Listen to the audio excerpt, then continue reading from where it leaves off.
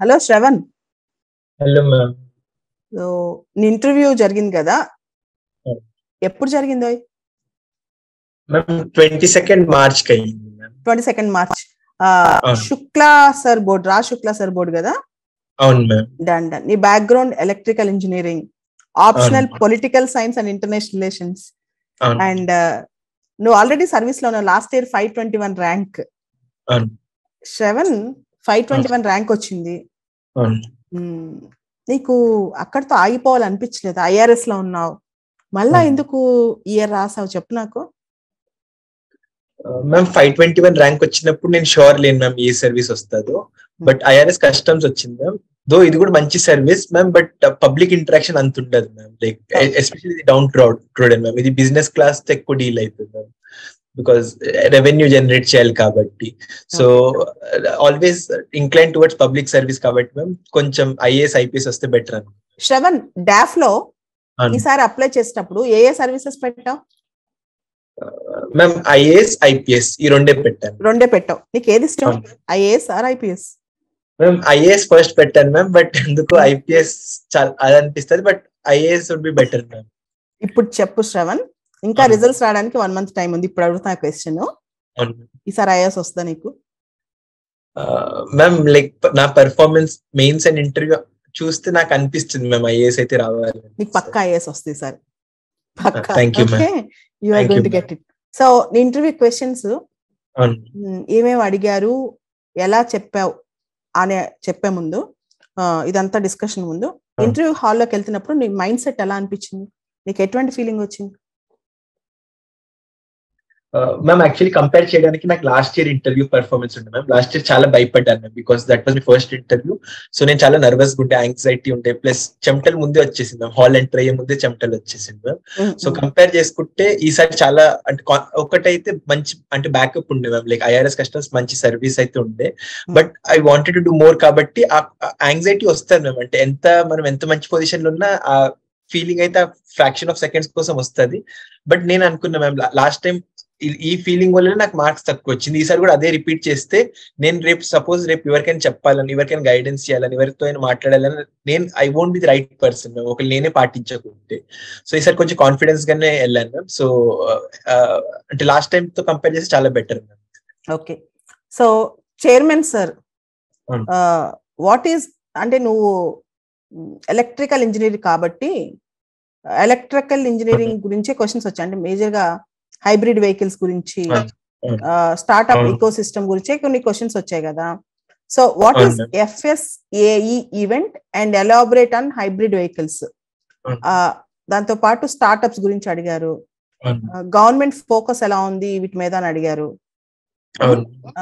Difference between జడ్జ్గార్డ్ and innovation అన్నారు. So మొత్తం ఫస్ట్ అంతా స్టార్ట్అప్స్ మీద జరిగింది కదా చైర్మన్ క్వశ్చన్స్ అని. What is shark tank program? ఇది ఈ మధ్య టీవీలో స్టార్ట్అప్స్ ని ఎంకరేజ్ చేయడం కోసం ఈ ప్రోగ్రామ్, స్టార్ట్అప్ వాళ్ళు వచ్చి వాళ్ళని అనౌన్స్ చేస్తా ఉంటారు వాళ్ళ ఐడియాస్ అన్ని. దాని కనుక బాగుంటే చాలా మంది ఇన్వెస్టర్స్, ఎంటర్ప్రినర్స్ దీనిలో షార్క్ ట్యాంక్ ప్రోగ్రామ్ లో ఇన్వెస్ట్ చేస్తారు కదా ఆ స్టార్ట్అప్స్ లో. సో ఈ చైర్మన్ సార్ అడిగిన క్వశ్చన్స్ కి నువ్వు ఎలా డీల్ చేసావు?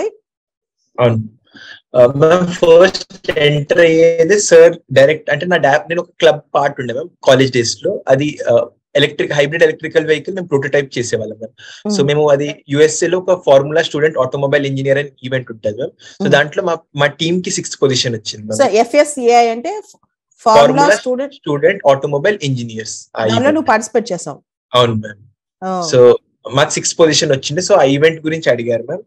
ఇంకా హైబ్రిడ్ వెహికల్స్ గురించి అడిగారు మ్యామ్. అంటే ఒకప్పుడు హైబ్రిడ్ వెహికల్స్ ని ప్రమోట్ ఎక్కువ చేసేటోళ్ళం మ్యామ్. ఇప్పుడు మనం ప్యూర్లీ ఎలక్ట్రికల్ వెహికల్స్ కాన్సెప్ట్ మీద మూవ్ అయ్యాం మ్యామ్. లైక్ హైబ్రిడ్ కన్నా ఇంకా అడ్వాన్స్. ముందు కొంచెం మిస్కన్సెప్షన్ ఉండే ma'am. Like complete electrical cars మనం చేయగలుగుతామా, లేదా స్టెబిలిటీ ఉంటుందా అనేది. But with the advancement in technologies ఇది పాసిబుల్ అయింది మ్యామ్. ఇప్పుడు హైబ్రిడ్ ఎలక్ట్రికల్ వెహికల్ గురించి చాలా తక్కువ మాట్లాడుకుంటున్నాం ma'am. Like pure 100% electrical vehicles గురించి మాట్లాడుకుంటున్నాం. సో సార్ దాని గురించి అడిగారు, హైబ్రిడ్ ఎలక్ట్రికల్ వెహికల్స్ అంటే ఏంటి, లైక్ మీ ప్రాజెక్ట్ ఏంటి, దాని గురించి కొంచెం బ్రీఫ్ గా అడిగారు మ్యామ్. సో అలా మాట్లాడారు. మళ్ళీ ఇమీడియట్లీ సిన్స్ మా పర్పస్ ఆఫ్ ద క్లబ్ ఏముందంటే మేము ప్రోటోటైప్స్ చేసి దాన్ని ఒక ఇంకా ఫార్వర్డ్ మార్కెట్ లో ఈ డిజైన్ గానీ మోడల్స్ గానీ ప్రమోట్ చేయడానికి చూసేటోళ్ళం మేము. సో ఇప్పుడు మన ప్రెసెంట్ డే స్టార్ట్అప్స్ చూసుకున్న సేమ్ పాలసీ మీద వర్క్ అవుతుంది. వాళ్ళు కూడా ఉన్న డిజైన్ తోనే స్టార్ట్అప్ స్టార్ట్ చేస్తున్నారు అండ్ దెన్ ఇన్వెస్టర్స్ ఫైండ్ చేసి దాన్ని ఇంకా లార్జ్ స్కేల్ లో మ్యానుఫ్యాక్చర్ చేస్తున్నారు. సో అలాగే స్టార్ట్అప్ మీద సార్ మూవ్ అయ్యారు. సో సార్ అడిగారు స్టార్ట్అప్ ఎకో సిస్టమ్ ఇండియాలో ఎలా ఉంది కూడా అడిగారు. Okay, so India versus Israel startup environment అంటే ఇండియాలో ఇజ్రాయెల్ లో స్టార్ట్అప్ ఎన్విరాన్మెంట్ ఎలా ఉంది కంపేర్ చేయమని కూడా అడిగారు కదా. సో అంటే నువ్వు ఒక ఈవెంట్ లో పాల్గొన్నావు, అది FSAE ఈవెంట్, దానికి సంబంధించి నువ్వు ఎలక్ట్రికల్ ఇంజనీర్. సో దాంతో వాళ్ళు ఏం చేశారంటే నీకు హైబ్రిడ్ వెహికల్స్ గురించి, స్టార్ట్అప్స్ గురించి, షార్క్ ట్యాంక్ ప్రోగ్రామ్ అంటే స్టార్ట్అప్స్ గురించి, ఇండియా ఇజ్రాయెల్ స్టార్ట్అప్స్ ఎలా పర్ఫామ్ చేస్తున్నాయి ఇవన్నీ అడిగారు. సో మొత్తం బాగా చెప్పాను అనిపించిందా నీకు? కాన్ఫిడెంట్లీ చెప్పాను చెప్పేది వీటన్నిటికి. ఎక్కడన్నా ఇంటర్వ్యూలో నో కానీ నాకు తెలియదు కానీ ఏమని చెప్పావు మొత్తం ఇంటర్వ్యూలో? ఒక్క క్వశ్చన్ లో నో అంటే ఐడియా లేకుండే మ్యామ్. యాక్చువల్లీ ఒక ఫీమేల్ ప్యానలిస్ట్ మేడం ఉండే. మేడం ఒక ఎవరో ప్లేయర్ గురించి అడిగారు మ్యామ్, ఇంటర్నేషనల్ ఉమెన్ ప్లేయర్ గురించి. నేను ఆ పేరు ఎప్పుడు వినలేదు ma'am. Right. So member 1 energy sector ఇండియాలో ఎలా ఉంది, ప్యారిస్ గోల్స్ ఎలా మనం అచీవ్ చేస్తాము, ఆల్టర్నేటివ్ ఎనర్జీ రిసోర్సెస్ ని ఎలా మనం డెవలప్ చేసుకుంటాము, తర్వాత ఆల్టర్నేటివ్ ఎనర్జీ రిసోర్సెస్ ప్రత్యామ్నాయ ఇంధన వనరుల్లో సవాళ్ళు ఏంటి, అండ్ అలానే Sterlite copper corporation Thoothukudi incident కూడా అడిగినట్టున్నారు కదా, అది వాళ్ళ ఎక్స్టెన్షన్ ని జనం ఆపేశారు, ఎన్విరాన్మెంటల్ ఎఫెక్ట్స్ ఇవన్నీ కూడా. సో మొత్తం ఎనర్జీ మెంబర్ 1 మొత్తం నిన్ను energy sector, alternative energy, environment వీటి మీద ఫోకస్ చేశారు కదా. ఎలా చెప్పావి? యాక్చువల్లీ హాబీ మ్యామ్, నేను tracking developments in the field of alternative energy sources అని పెట్టాను ma'am. And since being an electrical engineer ma'am అది కలిసి వచ్చింది మ్యామ్. సో నేను ఈ వీటి మీద బాగా ప్రిపేర్ ఉండే మ్యామ్. అండ్ సిన్స్ నేను ఇది ఒక హాబీ కూడా పర్సూ చేస్తున్నా మ్యామ్, లేటెస్ట్ డెవలప్మెంట్స్ వాటి గురించి. So first energy sector distribution అడిగితే నేను కరెక్ట్ ఫ్యాక్చువల్ ఇన్ఫర్మేషన్ నాకు తెలిసింది మ్యామ్. సో అది నేను చెప్పేసరికి సార్ కొంచెం లైక్ అంటే మంచి ఫీల్ అయ్యారు మ్యామ్, లైక్ రెస్పాన్స్ బాగా వచ్చింది మ్యామ్. యాక్చువల్లీ సార్ షాక్ అయ్యారంటే ఎగ్జాక్ట్ డీటెయిల్స్ చెప్పేసరికి. చైర్మన్ మెంబర్ 1 ఇద్దరు కూడా ఈ డాఫ్ క్వశ్చన్స్. అవును మ్యామ్. అది కూడా మెంబర్ 2 కూడా స్టార్ట్అప్స్ మీదే, మెంబర్ 2 కూడా స్టార్ట్అప్స్ ఎన్విరాన్మెంట్ మీదే. అవును మ్యామ్. నీ మొత్తం నీ సగం ఇంటర్వ్యూ నీ డాఫ్ మీద వెళ్ళిపోయింది. More than 60 to 70% of your interview only DOF. So చూడు, నీకు ఆల్టర్నేటివ్ ఎనర్జీ సోర్సెస్ మీద నీ హాబీ అంటే దాని మీద క్వశ్చన్, ఎలక్ట్రికల్ ఇంజనీర్ అంటే హైబ్రిడ్ వెహికల్స్, ఈ వెహికల్స్ మీద క్వశ్చన్, స్టార్ట్అప్స్ మీద క్వశ్చన్. తర్వాత మెంబర్ 2 కూడా స్టార్ట్అప్స్ మీద అడిగారు. మెంబర్ 2 ఏం అడిగారు, నువ్వేం చెప్పావు? మెంబర్ 2 స్టార్ట్అప్స్ గురించి అడిగారు మ్యామ్. లైక్ యాక్చువల్లీ సార్ ఏమనుకున్నారంటే నేను చాలా ఓవర్ ఆప్టిమిస్టిక్ అనుకున్నారేమో సార్. సో డిసెంటింగ్ పాయింట్స్ చెప్పాను మ్యామ్. సో ఇది కాదు, ఈ ఇష్యూస్ కూడా ఉన్నాయి. యాక్చువల్లీ షార్క్ ట్యాంక్ ప్రోగ్రామ్ లో ఇన్వెస్ట్ చేసే వాళ్ళే లాస్ లో ఉన్నారు, మళ్ళీ ఎందుకు ఇన్వెస్ట్ చేస్తున్నారు వాళ్ళు న్యూ ఐడియాస్ లో. సో నేను చెప్పాను మ్యామ్, ఇలా పొటెన్షియల్ ఫైండ్ చేస్తున్నారు. సో వెంచర్ క్యాపిటలిస్ట్ డిఫరెంట్ వాళ్ళు కూడా వాళ్ళ రిస్క్ డిస్ట్రిబ్యూషన్ ని డిఫరెంట్ స్పియర్స్ లో ఎక్స్ప్లోర్ చేస్తున్నారు అని చెప్పాను మ్యామ్. ఇంకా పాలసీ ఇన్పుట్స్ గురించి అడిగాను మ్యామ్. ఇంకా నార్త్ ఈస్ట్ స్టేట్స్ మళ్ళీ హిల్లీ స్టేట్స్ నుంచి ఏమైనా మనకి మంచి స్టార్ట్అప్స్ జనరేట్ అవుతున్నాయా, లేదా వాళ్ళు లార్జ్ స్కేల్ ఎక్స్పాండ్ అవ్వగలుగుతున్నారు, వాళ్ళకి టెక్నికల్ ఛాలెంజెస్ ఏమున్నాయి వాటి గురించి అడిగారు మ్యామ్.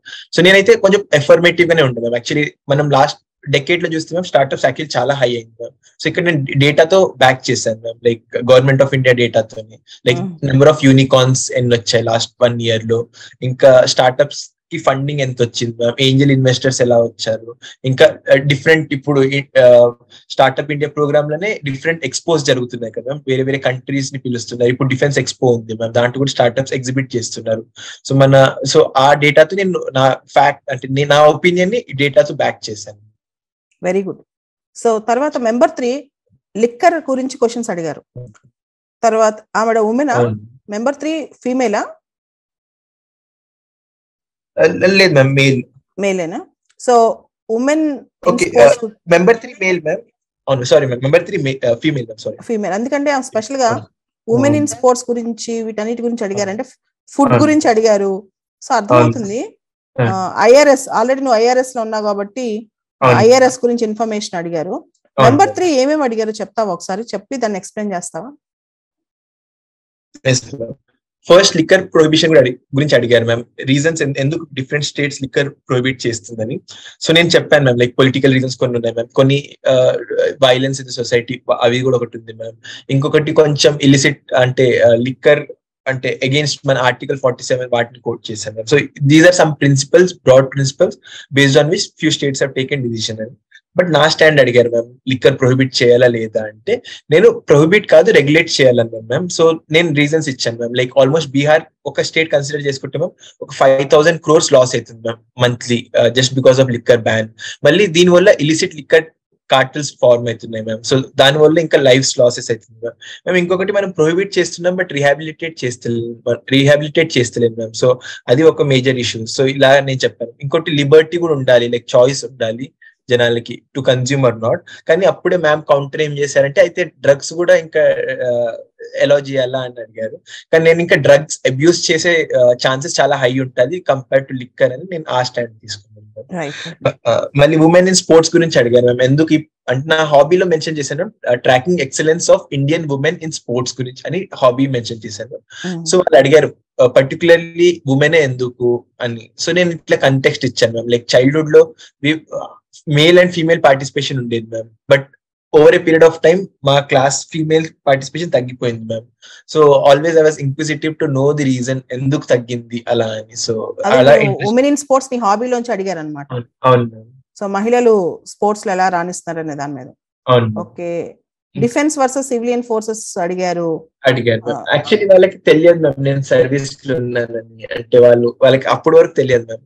సో వాళ్ళు అంటే నేను ఒక దాంట్లో డిఫెన్స్ వర్క్ షాప్ ఆర్గనైజ్ చేశాను మ్యామ్ కాలేజ్ లో. సో వాళ్ళు అడిగారు, సో అందుకు డిఫెన్స్ టాపిక్ వచ్చింది మ్యామ్.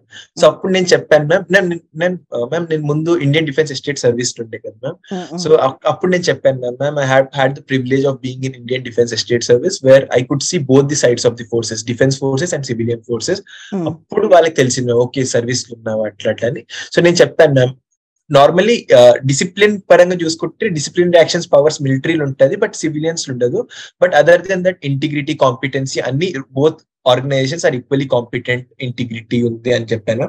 సో మ్యామ్ అడిగారు అయితే ఒబేయింగ్ లైక్ మిలిటరీలో బ్లైండ్లీ ఒబే చేస్తారు, సివిలియన్ లో అట్లా చెయ్యరు అంటే లేదు మ్యామ్. రెండు ఆర్గనైజేషన్స్ లో ఒక ఛానల్ ఉంటుంది to put forward there views, like subordinates can put forward there views and seniors do take due diligence and consider చేస్తారని చెప్పాను. ఫస్ట్ అలా తీసుకుంటాను మ్యామ్. మళ్ళీ దాని తర్వాత మ్యామ్ ఫుడ్ బ్లాగ్స్ గురించి అడిగారు ma'am. Food blogs, watching food blogs నా హాబీ లాగా చెప్పాను మ్యామ్. సో ఫుడ్ బ్లాగ్స్ అంటే ఏంటి, ఎందుకు అది ప్రమోట్ అవుతుంది అలా అంటే ఏంటో నాకు చెప్పు. ఫుడ్ బ్లాగ్స్ అంటే ఏంటి, ఎందుకు ప్రమోట్ అవుతుంది ఎక్స్ప్లెయిన్ చేయండి.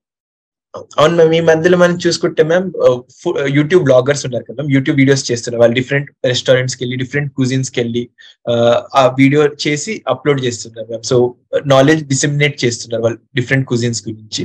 సో అది ఒకటి.